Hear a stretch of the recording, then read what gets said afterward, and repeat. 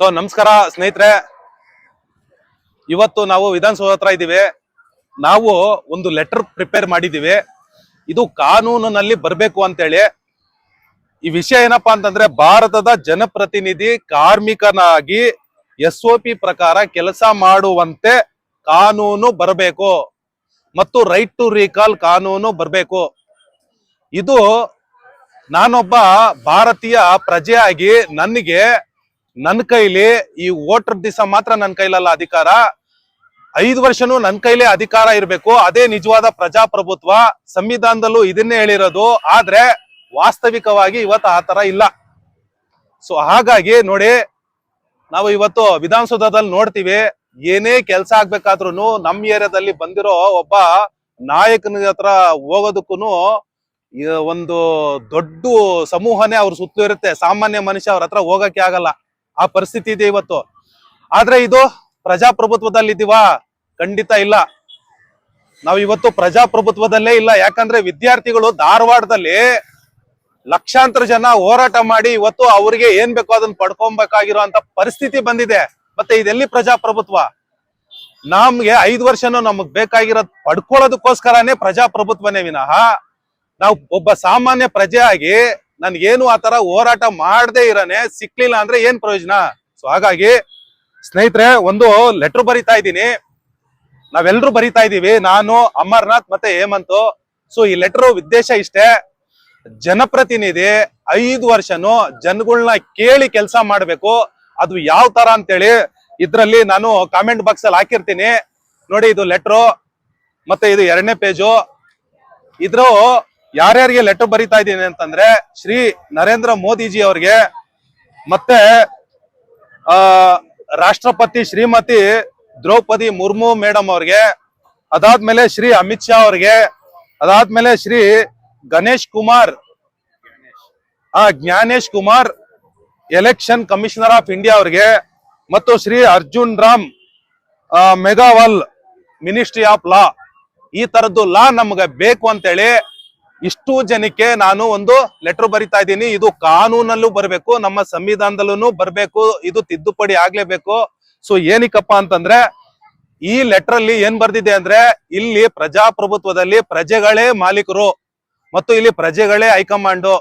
ಪ್ರಜೆಗಳು ಹೇಳ್ದಂಗೆನೆ ಕೆಲಸ ಆಗ್ಬೇಕೆ ಹೊರತು ಯಾವುದೇ ಜನಪ್ರತಿನಿಧಿ ಆಗ್ಲಿ ಅವ್ರಿಗಿಷ್ಟ ಬಂದಂಗೆ ಮಾಡಂಗಿಲ್ಲ. ಟೆಕ್ನಾಲಜಿ ಇವತ್ತು ಯುಗ. ಆ ಟೆಕ್ನಾಲಜಿನ ಬಳಸ್ಕೊಂಡು ಪ್ರತಿಯೊಂದು ಒಪಿನಿಯನ್ ಜನಗಳನ್ನ ಕೇಳಿ ಕೆಲಸ ಮಾಡ್ಬೇಕು. ಆತರ ಯಾರು ಕೆಲಸ ಮಾಡೋದಿಲ್ವೋ ಅಂತವ್ರು ರಾಜೀನಾಮೆ ಕೊಟ್ಟು ಹೋಗ್ಬೇಕು. 6 ತಿಂಗಳಿಗೊಂದ್ಸತಿ ರಿಪೋರ್ಟ್ ಕೊಡ್ಬೇಕು ಪ್ರತಿಯೊಬ್ಬ ಮನುಷ್ಯನಿಗೆ. ಈ ತರದೊಂದು ಲೆಟರ್ ಬರ್ದಿದ್ದೀನಿ. ಇದು ಕಾಮೆಂಟ್ ಬಾಕ್ಸ್ ಅಲ್ಲಿ ಹಾಕಿರ್ತೀನಿ, ನೀವು ಪೂರ್ತಿ ಓದ್ಕೊಳ್ಳಿ. ತುಂಬಾ 2 ಪೇಜ್ ಇದೆ. ಹಾಗಾಗಿ ಕೆಲವ್ರಿಗೆ ಡೌಟ್ ಬರ್ಬೋದು, ಇದರಿಂದ ಏನ್ ಪ್ರಯೋಜನ ಅಂತ. ಸ್ನೇಹಿತರೆ, ಇವತ್ತು ನೀವು ನಿನ್ನೆ ಮೊನ್ನೆ ನೋಡಿದ್ರಿ, ಇದಕ್ ಮುಂಚೆನೆ ನೋಡಿದ್ರಿ, ನೇಪಾಳದಲ್ಲಿ ದಂಗೆ ಎದ್ದು ಎಲ್ರು ರಾಜೀನಾಮೆ ಕೊಟ್ಟು ರಾಜಭವನ, ಪ್ರಧಾನಮಂತ್ರಿ ಮತ್ತೆ ಎಲ್ಲ ಮಿನಿಸ್ಟ್ರುಗಳು, ಮೀಡಿಯಾದವ್ರನ್ನ ಸುಟ್ಟು ಭಸ್ಮ ಮಾಡ್ಬಿಟ್ರು. ಆ ತರ ಪರಿಸ್ಥಿತಿ ಹೋಗೋದು ನಮ್ ದೇಶದಲ್ಲಿ ನನಗಿಷ್ಟ ಇಲ್ಲ, ನಮ್ಗೆ ಯಾರಿಗೂ ಇಷ್ಟ ಇಲ್ಲ. ಭಾರತದ ಪ್ರಜೆಗಳಾಗಿ ನಮ್ಗೆ ಯಾರಿಗೂ ಇಷ್ಟ ಇಲ್ಲ.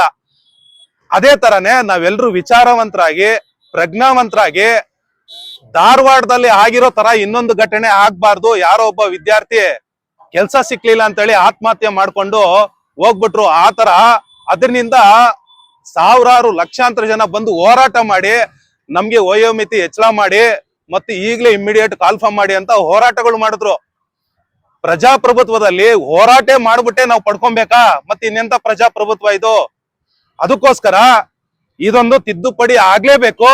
ಸ್ನೇಹಿತರೆ, ಈ ತಿದ್ದುಪಡಿ ನೀವು ಓದಿದ್ಮೇಲೆ ನಿಮಗೆ ಖಂಡಿತ ಇದು ನಮಗ್ ಬೇಕು ಅಂತೇಳಿ ಖಂಡಿತ ನಿಮ್ಗೂ ಅನ್ಸುತ್ತೆ.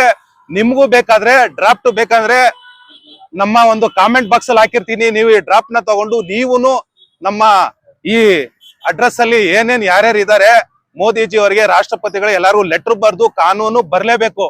ಯಾಕೆಂದ್ರೆ ತಿದ್ದುಪಡಿ ಒಂದ್ ಮೊನ್ನೆ ತಂದ್ರು. ಏನಪ್ಪಾ ಅಂತಂದ್ರೆ, ಲೋಕಸಭಾ ಪಾರ್ಲಿಮೆಂಟ್ ಅಲ್ಲಿ ಚರ್ಚೆ ಆದ ಒಂದು 30 ದಿವಸ ಏನಾದ್ರೂ ಒಬ್ಬ ಜನಪ್ರತಿನಿಧಿ ಜೈಲಲ್ಲಿದ್ರೆ ಅವ್ನು ಆಟೋಮೆಟಿಕ್ ಆಗಿ ಡಿಸ್ಕ್ವಾಲಿಫೈ ಆಗ್ತಾನೆ, ಅಂದ್ರೆ ಅಮಾನತ್ ಆಗ್ತಾನೆ ಅಂತೇಳಿ ಮಾಡಿದ್ರು. ಇದು ಕಾನೂನಲ್ಲಿ ತಂದ್ಬಿಟ್ರು. ಅದೇ ತರ ಈ SOPನು ಅಕೌಂಟಬಿಲಿಟಿ, ರೆಸ್ಪಾನ್ಸಿಬಿಲಿಟಿ, ಟ್ರಾನ್ಸ್ಪರೆನ್ಸಿ ಬಂದ್ಬಿಡತ್ತೆ ಈ SOP ಬಂದ್ರೆ. ಯಾಕೆ ಅಂದ್ರೆ ಇಲ್ಲಿ ಜನಗಳ ಕೈಯಲ್ಲೇ ಅಧಿಕಾರ ಇರುತ್ತೆ. ಜನಗಳ ಕೈಯಲ್ಲಿ ಅಧಿಕಾರ ಇದ್ದಾಗ ನಮ್ಮ ಊರಲ್ಲಿ ರೋಡ್ ಬೇಕಾ, ಮೋರಿ ಬೇಕಾ, ಇದೆಲ್ಲಾನು ಸಮಸ್ಯೆಗಳೇ ಬರೋದಿಲ್ಲ. ಯಾಕಂದ್ರೆ ನಾವ್ ಹೇಳಿದ ಕೆಲಸ ಆಗ್ಬಿಡುತ್ತೆ. ಅದೇ ತರ ನಮ್ಮ ಊರಿಗೆ ಒಳ್ಳೆ ಸ್ಕೂಲ್ ಬೇಕಾ, ಕಾಲೇಜ್ ಬೇಕಾ ಅಂತಲ್ಲ, ಜನಗಳೇ ನಿರ್ಧಾರ ಮಾಡ್ಬೇಕು. ಇದೇ ನಿಜವಾದ ಪ್ರಜಾಪ್ರಭುತ್ವ. ಸಂವಿಧಾನದಲ್ಲೂ ಇದನ್ನೇ ಬರ್ದಿರೋದು.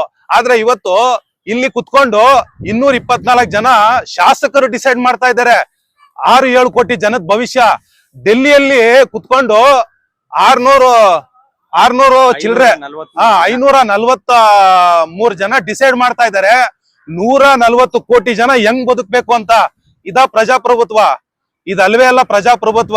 ಅವ್ರೆಲ್ಲಾರು ಏನ್ ಮಾಡ್ಬೇಕು ಅಂತ ನಮ್ಮ ಎಲ್ಲರ ಭಾರತೀಯ ಪ್ರತಿಯೊಬ್ಬ ಪ್ರಜೆಗಳಿಂದ ಟೆಕ್ನಾಲಜಿ ಮೂಲಕ, ಅಂದ್ರೆ ತಂತ್ರಜ್ಞಾನ ಮೂಲಕ ಪ್ರತಿಯೊಬ್ಬರನ್ನು ಕನೆಕ್ಟ್ ಮಾಡಿ ನಿಮ್ಗೆ ಏನ್ ಬೇಕು ಅಂತ ಒಪಿನಿಯನ್ ತಗೊಂಡು ಆ ಕೆಲಸ ಮಾಡ್ಬೇಕು.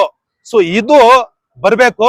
ಸೊ ಇದರಿಂದ ಏನೇನಪ್ಪ ಪ್ರಯೋಜನ ಅಂತಂದ್ರೆ ಲಾಸ್ಟ್ಗೆ ಫೈನಲ್ ಆಗಿ ಹೋರಾಟ ಮಾಡೋ ಅವಶ್ಯಕತೆ ಇರೋದಿಲ್ಲ.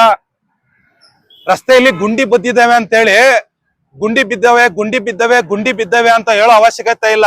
ಆದ್ರೆ ನೀವು ಕರೆಕ್ಟ್ ಆಗಿ ಎಲೆಕ್ಷನ್ ಟೈಮ್ ಅಲ್ಲಿ ಕರೆಕ್ಟ್ ಆದ ಗುಂಡಿಗೆ ಒತ್ತಿದಿದ್ರೆ ಇವತ್ತು ಗುಂಡಿ ಅಂತ ಬಡ್ಕೊಳ್ಳೋ ಅವಶ್ಯಕತೆ ಇರ್ಲಿಲ್ಲ.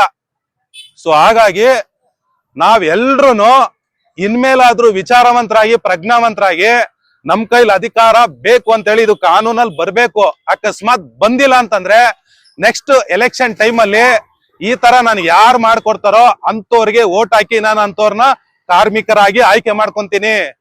ಇದು ನಾನೊಬ್ಬ ಸಾಮಾನ್ಯ ಪ್ರಜೆಯಾಗಿ ನನಗ್ ಬೇಕು ಈ ತರ ಒಂದು ಸಂವಿಧಾನದ ಪ್ರಕಾರ SOP ಬೇಕೇ ಬೇಕು ಅಂತೇಳಿ ನಾನೊಬ್ಬ ಭಾರತದ ಪ್ರಜೆಯಾಗಿ ಲಾಸ್ಟ್ ಅಲ್ಲಿ ಬರ್ದಿದ್ದೀನಿ. ಇಂತಿ ಭಾರತದ ಪ್ರಜಾಪ್ರಭುತ್ವದ ಹೈಕಮಾಂಡ್ ನಾಗೇಶ್ ವಿ, ಅದೇ ತರ ಇವ್ರ ಹೆಸರಲ್ಲಿ ಅಮರ್ನಾಥ್ R, ಅದೇ ತರ ಅವ್ರ ಹೆಸರಲ್ಲಿ ಹೇಮಂತ್. ಸೊ ಈ ತರ ಬರ್ದಿದ್ದೀವಿ. ಸೊ ಇದು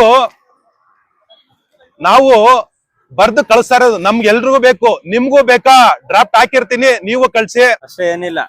ಪ್ರತಿ ಎಲೆಕ್ಷನ್ ಅಲ್ಲಿ ನಾವು ವೋಟ್ ಹಾಕದ್ಮೇಲೆ, ಜನಪ್ರತಿನಿಧಿನ ಆಯ್ಕೆ ಮಾಡದ್ಮೇಲೆ, ನಮ್ದೇ ತೆರಿಗೆ ದುಡ್ಡು ಸರ್ಕಾರದಲ್ಲಿ ಇದೆ ಅಂದ್ಮೇಲೆ ನಾವೇ ಡಿಸೈಡ್ ಮಾಡ್ಬೇಕು ಆ ದುಡ್ಡಲ್ಲಿ ಏನೇನ್ ಕೆಲಸ ನಡಿಬೇಕು ಅಂತ.